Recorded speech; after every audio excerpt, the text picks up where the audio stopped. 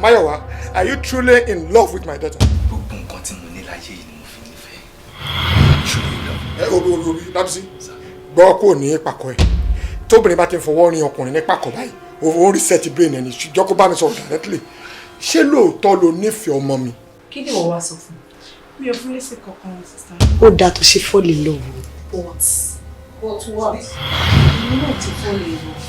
Kí ni bọ̀ tí wá láàrin love tí wọ́n ti ní síra wọn? Kí ni mo lè máa ṣe báyìí? Very good. Obì àtorógbó ni. Màmá jẹ́ obì.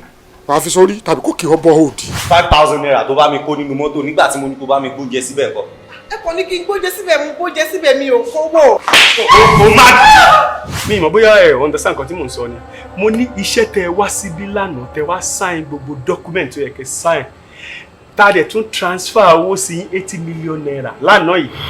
Tẹ́ dẹ̀ jẹ́ ká mọ̀ wípé ẹ ti rí alert kẹ́ tó tọwọ́ bọ̀wé. Ìyẹn ni mò ń sọ wípé ẹ ti bẹ̀rẹ̀ iṣẹ́ yẹn ibo lẹ bá wa bá dé.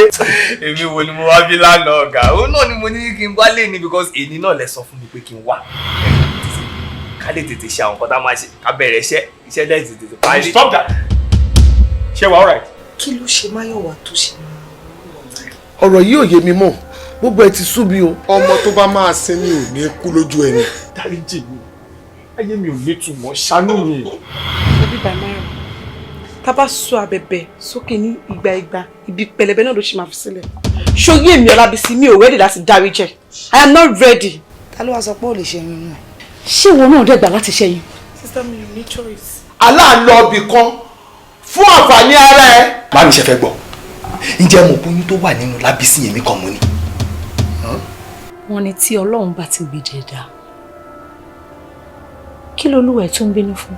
Ọ̀rẹ́ ò gbẹ́bọ́ bẹ́ẹ̀ ni ò gbájò nítorí ẹja tí ò kú kò lè kákò.